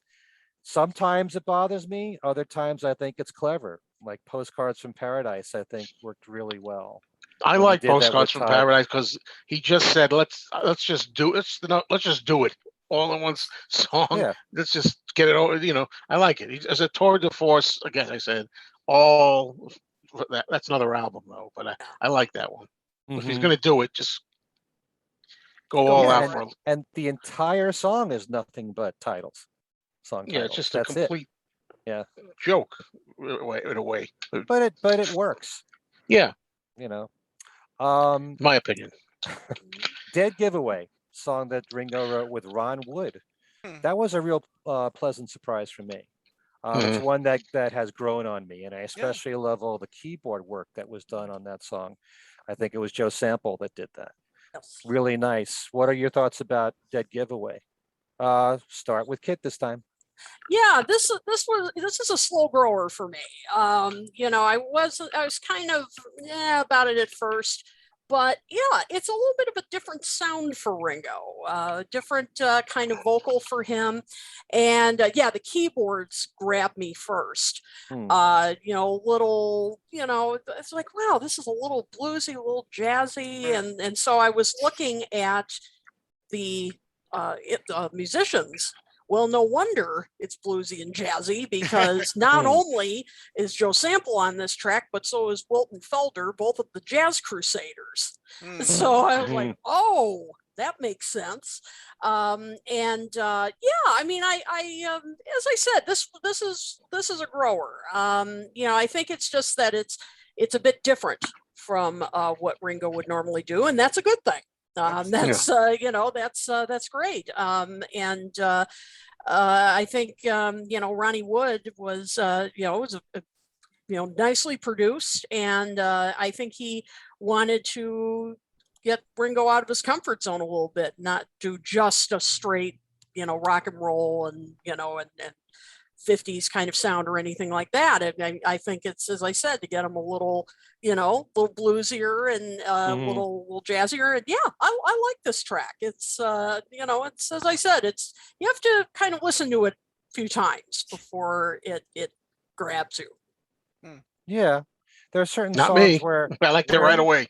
the melody doesn't grab you instantly. It's kind of like I'm relating it to later on Alibi from Old Wave. Very simple melody, doesn't go all, it doesn't stick out very quickly. You just have to keep listening to it. And then, this is fine. This is okay. I like this. It's subtle. Yeah. Tom? Kit, I just noticed your shirt and I must get one of those. Being the beagle freaks that my wife and I are, You must. you will have to find one. But yeah, I think it's a pleasant song. Like you said, Kit, something a little different from Ringo, which is always good. I like it as a side 2 opener. If you're gonna listen to the vinyl, I think it's side 2, as we discussed, isn't always as flashy maybe as side 1, but I think, once you listen to this album a few times, I think this song is the Dead Giveaway is kind of a highlight on the side 2 if you're going to listen to the vinyl. So, but yeah, this was a grower for me as well. But I'm, in the long run, I'm definitely glad that this track exists. Yeah, it really is a highlight because it is different for him. Right. At least at this point, based on everything else he's released. Yeah. Let's talk a little bit about, since I liked it, by the way. Joe. Yes. In 1981, I liked it right away. Didn't have to grow on me, that particular one. I thought it was edgy and more intense. I like the guitar break in it. I just liked it right away. That's it. Short and sweet. Good. That's great. Fine. All right. How about You Belong to Me? We didn't talk about, since we mentioned Rack My Brain, George also was involved with this cover of You Belong to Me, which was a big hit several times in the past. Joe Stafford, great singer from the 50s, had a hit with this. And then there was a group called the Duprees that hit with it in the early 60s. And pretty much in the vein of, You're 16 and Only You, another cover for Ringo that I think was very well done. Let's start with you this time, Joe. Oh, okay. Well, I like it better than the one that I'm familiar with, which I think is the Duprees, the old, very slow one that everybody knows. Not that I have a problem with slow songs. I think as much as I like Ringo's Only You, I still prefer the Platters' Only You to Ringo. But with this one, I like his version. Is very fast and bouncy. I like it. I think it's more happy and upbeat. I just like what he does with this in this version. You Belong to Me. I like it better than the slow one from the 50s, which is unusual. But I feel the same way about You're 16 as well. I think Ringo does better You're 16 than the old one. It's another one. I'd agree with that. Thing about Only You is, and I understand that the Platters version is classic, no doubt about it. I mean, I like Only You, and John did the arrangement for it. Yeah. But the good thing about Ringo's version is that it's so very different because it's acoustic based. And he sings so well on that Only You, I think. For Ringo, I mean, it sounds better than usual on there. I mean, I think on Only You. Okay. Tom? Yeah, I mean, this one isn't bad either, I don't think. I mean, I tend to enjoy Ringo doing, covers of those older songs most of the time. And I think this is, one of those better ones that he did in that period. If you're going to say this is like the, first half of his career, if you're going to lump this one in his solo career, that is. But, the addition of George Harrison on this track, I think it's a good production, well produced by George on this one. And, I just don't have a lot to say about it. It's just fine. It's nice on this record, but I don't think it would have been a hit or anything for Ringo. It's just a nice addition to the album. Okay. But if it was the first half of the 70s, if he had put that out as a single, just like You're 16. Possibly. Possibly anything's possible. Ringo was having so much success at that time. You could have thought that he could have sang anything. Where Does Our Love Go could have been a hit. In the early 70s, he was having so much success then. I mean, maybe that could, different arrangement, maybe. That's a tough sell, that one. But I'm fine with it. I mean, there's nothing wrong with the track. Yeah. Okay, Kit. I thought this is another highlight from the album. I think this is charming. He's really, Susan adds here, which is true. He's really good at these 50s covers, and the lyrics, really, he can carry this off. You can picture him on stage, singing this in a theater setting. It's just I mean, the only thing I didn't like was in some of the backing vocals they use kind of a vocoder effect, and I thought no, this doesn't need that. But other than that, I thought this was very charming. This is in Ringo's wheelhouse. He can do these 50s covers very well, so I enjoyed this one. Yeah, apart from what we've been saying about George when he works with Ringo, you could say this about the other Beatles and how much they write so well for Ringo, but in this case, the arrangement works so well. Mhm. And George's guitar playing and that distinctive guitar sound goes so well with Ringo's voice. Yep. So that's part of why, I enjoy that particular track on the album. Talk about one more, and then briefly we'll discuss the bonus tracks. You've got A Nice Way, which is a Stephen Stills track. That one is another sleeper for me. That in the very beginning, it was like, okay, this is nice, but the more you listen to it, you really like it a lot. Really sticks in your mind, and melodically it sticks. Yeah, it really takes a while to grow on you, but when it does, you can really enjoy it. So you've got A Nice Way. What do you think, Tom? We'll start with you. Love it. I love this track as much as I think I like it equally as like I love his cover of Tonight on the previous album. I kind of like put these two kind of in the same category. I love his vocals on this one. I think he does it very well. I like the fact that Stephen Stills, who is a great musician in his own right. I like the fact that he finally worked with Stephen Stills on a track. I think this was produced well by Stephen. Ringo sings it well, and big fan of this track. It's probably my favorite on side 2 if you're listening to the vinyl, but I'm a big fan of this track. Okay, very good. Joe. I concur pretty much. Is the best I could say. I really like the track a lot. It's a nice song, and Ringo sings it pretty well. I want to say that I think I've listened to it so many times that I don't know what the mistake is, but I think I hear a mistake at one point. Let me so. After a while, that thing, let me tell me so I know, or something. Right. I think one time I see let me so or something like that. One time You've got A Nice Way of letting me so. I think it is. You have to So I know. if you listen to it towards the end of the song. I think that I always did say they said the wrong word there. Maybe kind of like happens from now and then in a song. But I could be wrong. But yeah. And Kit? Love this. I wish Stephen Stills would write more stuff for Ringo. This is really just a beautiful song. Challenges Ringo a little bit vocally, but he can do it. And that's good. It's good to challenge him. Love the chord changes in the chorus. I could picture Crosby, Stills and Nash doing this too. I mean, you can really hear that in some parts, where their harmonies would fit in. But yeah, this is another highlight for me. I love this song instantly. I mean, I just, and it does scream Stephen Stills in various parts. It really does. But yeah, these two need to collaborate more often. Yeah, I love how that riff, and then the song itself is built around that, and the melody is at the same time, and you're hearing it really works very nice in that regard. Yes. I love it. So we have bonus tracks to talk about.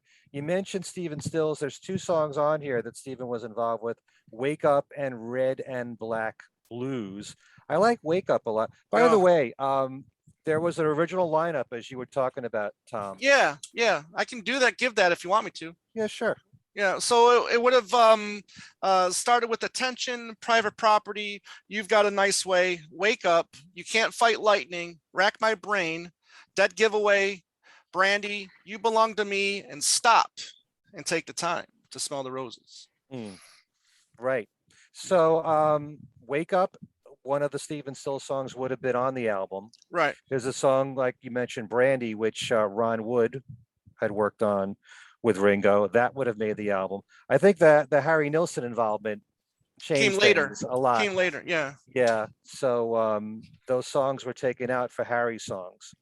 But Wake Up, I think, is a really nice song. Red and Black Blues hasn't really done much for me, but I can certainly see Wake Up being worthy of being on the album. Mm-hmm. Yeah. I agree. Tom? Yeah, I agree with you. I think it's another track that Ringo does sings well. It's produced fine. I think Stephen Stills and Ringo could have made a nice combination on more tracks. I think we talked about that. Kit mentioned that as well. And it's the better of the. I think it's that. I think you got a nice way that Wake Up, and then you talked about the other one. What was it? Red and Black Red, Blues. White, and Black Blues. Yeah, that's probably my least favorite of the Yeah. three. But I like the fact that obviously you can tell this was a whole different direction. There was more stuff with Stephen Stills that should have been on the album, and another one with Ronnie Wood that could have been on the album. So obviously, after the death of Lennon, and then plus the label dropping him, the album just took a whole different turn. Right. So it could have been something completely different. Better, I don't know, but maybe. But that's Depends the great thing about having the CD is that you can take the bonus tracks, and make it as it was originally intended. It is so nice to have this CD because you're not going to find bonus tracks on other Ringo CDs unless they're B-sides or something that has already come out. Right. But here, this was a really big surprise Mm-hmm. to have 6 bonus tracks altogether, although one of them is spoken word. I would like to know more about that the handgun promo thing, because obviously me being 8 when this album came out, I really don't know. We don't know why. Harry Nilsson I don't know the Harry history behind why he did those promos. I think for Harry Nilsson. It was because obviously Harry being so upset as to what happened to John, and he was backing up this national coalition to ban handguns. All right. Oh, right. They had a booth at Beatle Fest for years. Yes. Yeah. And Harry Nilsson recorded a charity single for them. Right. Yeah. Mm-hmm. Yeah. He was at the fest in '82. Talking about that. Yeah. Yeah. Did you want to say anything about these Stephen Stills tracks, Kit? Anything? Nope. I'm good. Okay. I just want to add that the song Brandy, which we have to talk about, I think is a definite highlight. And I think it would have stood out a lot on the album. It's actually, it's pretty interesting. It's a song that the OJs recorded that very same year. And so in a way, this is another cover. And sometime in the future, I will ask you folks this trivia question, because Ringo also covered another OJ song on another Ringo album. Man, yeah. So, but it's a really nice song, and it's actually about a dog. You'd think it was about a girlfriend or something, but and it's very sentimental, nice melody. It's a standout song that I really wish would have been included. If you're going to talk about songs you want to take out and add, I would definitely put Brandy on there of all these bonus tracks. Yeah, I mean, it's a track it's a track I need to pay more attention to, if you will. Because I've listened to the vinyl more than I do listen to the CD. So I mean, I did listen to it this weekend again, and I thought it was fine. Yeah, I think it probably could have replaced the Back Off Boogaloo or redo if I'm being honest. But yeah, I mean, I'm definitely gonna spend some more time with that and give us some more listens. Yeah, and you've been so well known on Two Legs with this whole idea of take out a song, put one of the bonus tracks in. Yeah. So I would definitely take off Back Off Boogaloo and put Randy in. I agree. Yeah. Okay. One more thing I want to add, because I know Tom Brennan's watching. No, actually, no. This is John Bazzini. This is for John, because he let me know about this band from Spain. Yes, he sent me this too. Yes. Yeah, they're called Los Escarabajos. And this is a Beatles tribute band that's been around since the 90s. And I think it was the year 2000. They recorded an entire album of songs that John wrote that he didn't release, mainly from the second half of the 70s. And Life Begins at 40 is one of those songs. Okay, so they recorded this song, and they actually did more like, it's kind of like a medley going into another of John's unreleased songs, Howling at the Moon. But the song itself and the arrangement is very country-esque. In fact, the demo that we've heard of Life Begins at 40 sounds like it could be a country song. Yeah. And because Ringo fits so well with country music and in that genre. You can hear him singing it. He was suggesting that it would really work as this kind of a medley. Life Begins at 40 going into Howling at the Moon. But if anyone can check this out, because I've actually featured them in my show, Every Little Thing, there are certain people. There's a woman named Pamela Davis who also is taking these unreleased John Lennon songs, basing what she's heard from bootlegs, lost Lennon tapes and all, and doing her own versions, because these songs should be brought out, I think.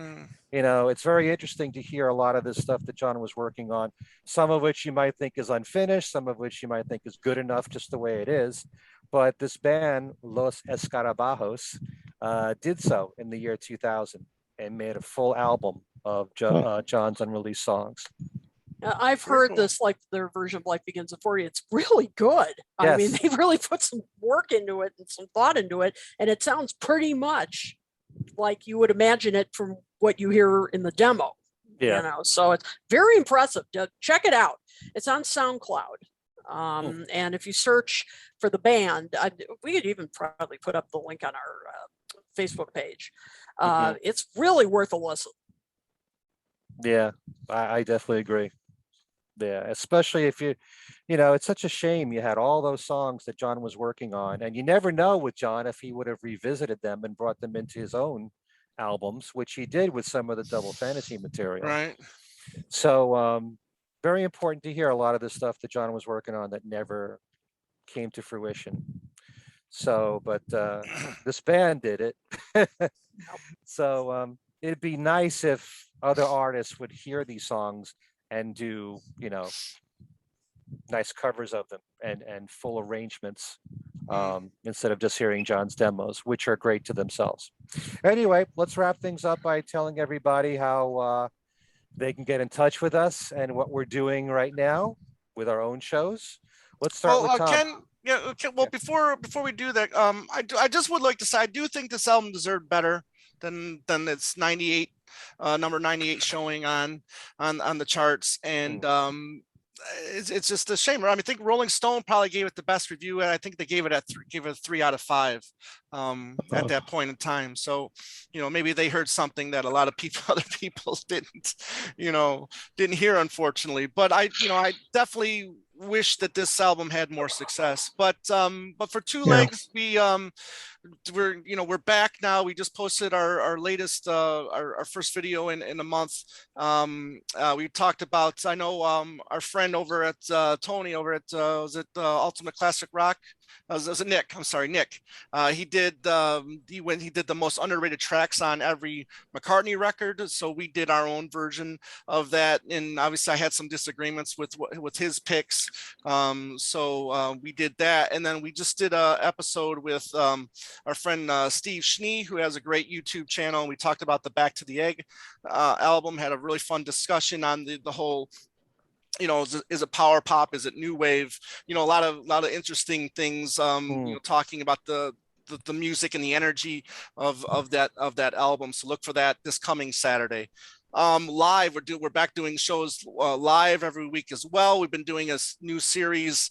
This week is the third part, where we every week we talk about 10 of our favorite records. It's really like our 30 favorite non-Beatles related albums, because we talk about a lot on the show about a lot of the other music we love. So I just thought, hey, let's really see if this will take off and see if other people will get involved and just talk about our other favorite music. And it has, and I've been really happy with the results of it. I've been getting, a lot of recommendations of albums that I haven't listened to. Our friend Tom gave me a recommendation to listen to a Kenny or a Loggins and Messina record. And I've never been a big fan of them because I can't stand Your Mama Don't Dance and You're Gay, Don't Rock and Roll. So because of that song, I never really checked out their discography. So thanks, Tom, for making that suggestion. I'm definitely going to check that album out that you suggested to me. So this Wednesday, we're doing part 3, which is 10 to 1. So really the big boys, my 10 favorite non-Beatles related records. And I can't wait to show you guys what my number 1 favorite non-Beatles record I'm dying to know that. Yeah, me too. So check that out. It should be this Wednesday. Time to be announced soon. So check us out there on YouTube. This is only going to be YouTube exclusive. So Two Legs, a Paul McCartney podcast. Check us out and please subscribe. Thank you. I have a feeling I know what that album is, Tom. I don't know. No, well, when we're done with this, we'll talk privately. Okay. But you know, Fair enough. okay. Fair enough. Joe, how about you?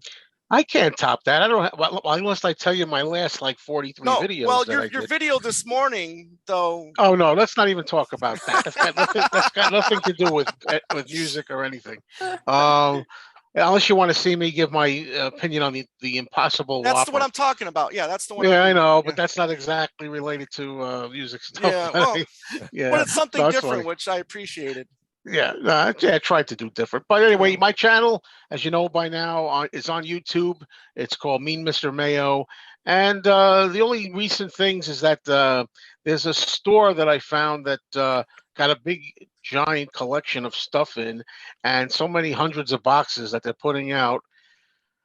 Just scant amounts every week or so, and I'm getting whatever I can that I want. And it's a lot of Beatles and solo Beatles stuff. So if you watch my Beatles finds videos lately, you'll see a lot of that stuff, 45s and also unusual, unofficial kinds of albums. And some of them are interesting. And I know the last Fab Gab show that I did on my channel, we Matthew Street and I, we discussed the merchandising stuff again. You know, is it too much, especially what's been going on with all kinds of different color vinyl, and how many times can you buy and repackage something, that kind of thing.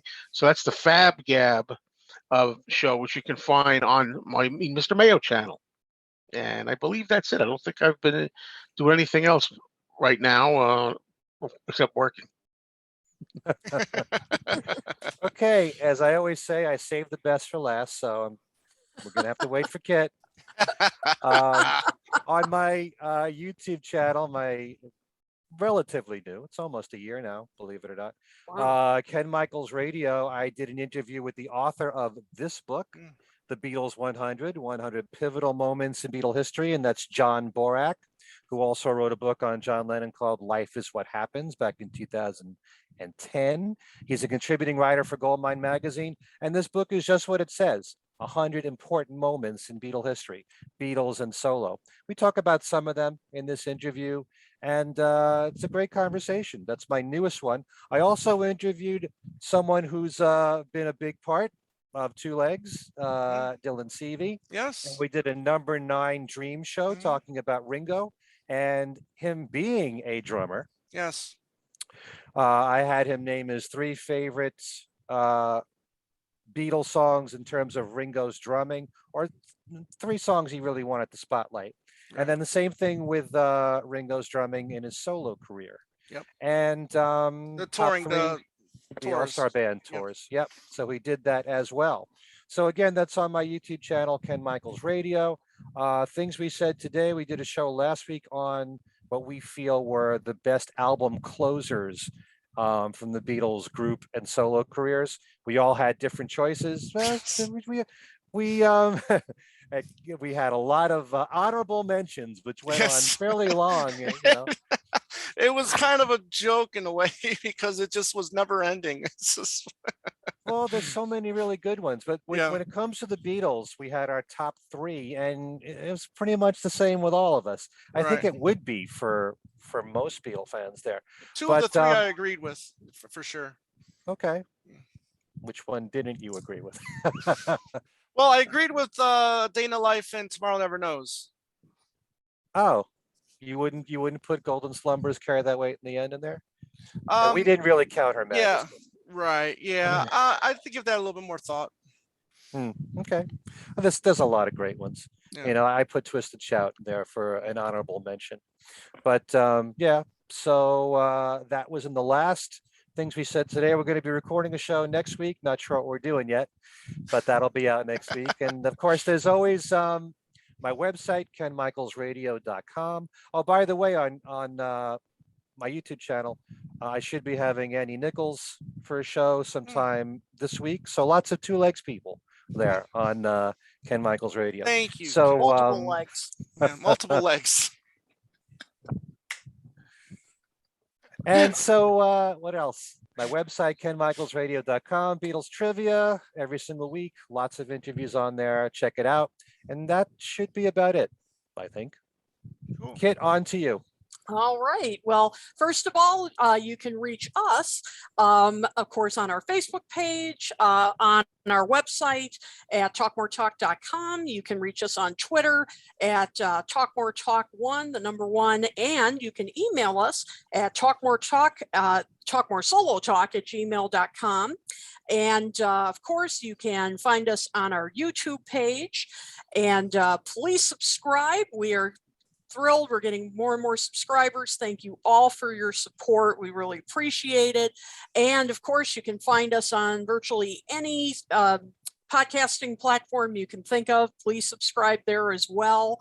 And thank you for your support there. We also want to give a shout out to Beatle Ed over on Fab4 Radio, who carries this show and many of our individual shows. Thank you. Thank you. We also appreciate your support. I don't really have a lot to report because I am in the midst of teaching my class on the history of Philadelphia soul. So I've just been just zoned in on that. So I'm about ready to teach week 2 and then next week, week 3. So once I'm done with that, I'll be getting back to work and doing some writing, doing some podcasting, all that fun stuff. So if you want to follow me, of course, you can follow me on Facebook. You can follow me on Twitter at Kid O'Toole, and my professional Facebook page is Kid O'Toole's Keynotes. So you can keep up with what I'm doing. And as I said, once I'm done with this class, I'll be back in the real world and doing other Will we stuff. see a return to Deep Beatles soon? I'm hoping soon. Yes. Okay. Yes. You know, that darn real life gets in the way sometimes. And how? And how. So I'm hoping to get back to Deep Beatles in the near future. So Cool. stay tuned. Cool. Okay, we're all very busy people Yes. Yes, indeed. here. I just want to add, and thank you, Tom, for bringing this up because we didn't summarize Stop and Smell the Roses. I really do think it's a very good album. Mhm. You know, a lot of what Ringo followed Goodnight Vienna with are very good. I wouldn't call great, but they all have a lot of highlights on them. And this album definitely has it. I think it's a very well produced album. So if you haven't listened to Stop and Smell the Roses, give it a shot. I'm sure you're going to find a lot of songs on there that you will enjoy, and you'll find it worth your while. All right. So thanks so much for watching, and for Kid O'Toole, Tom Munati, and Joe Mayo. I close with these words: you can't fight lightning, whatever you do. Sexy. See you next time. Do you think I'm sexy? Yes. Bye, everybody.